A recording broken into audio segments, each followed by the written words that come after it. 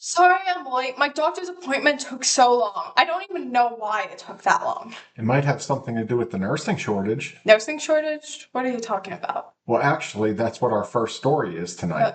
Oh. All right, we don't have much time here. Everybody ready? In 3, 2, 1. Good evening. We all know on March 13th, 2020, the United States came to a screeching halt. COVID-19 spread across the country, changing lives as we know. Businesses shut down, schools closed, cities were on lockdown, and hospitals, they were overwhelmed, stretched beyond capacity.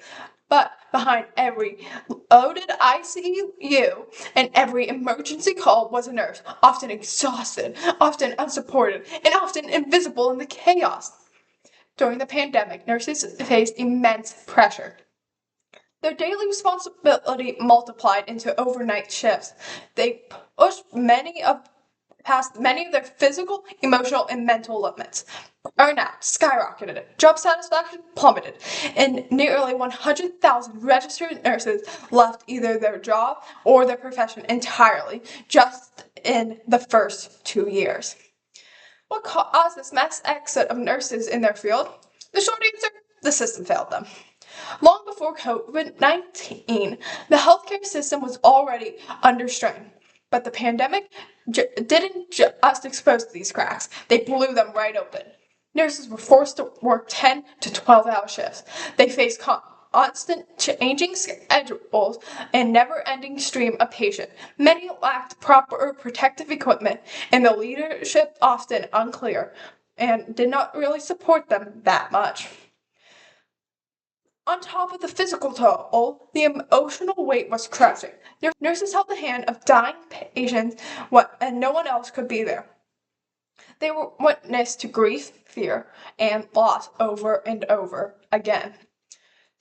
Undeveloped symptoms of anxiety, depression, and even PTSD.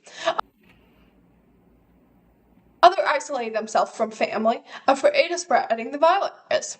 Some consider leaving the field entirely, and many did.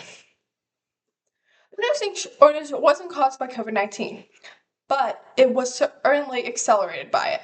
And the effects aren't just hurting nurses.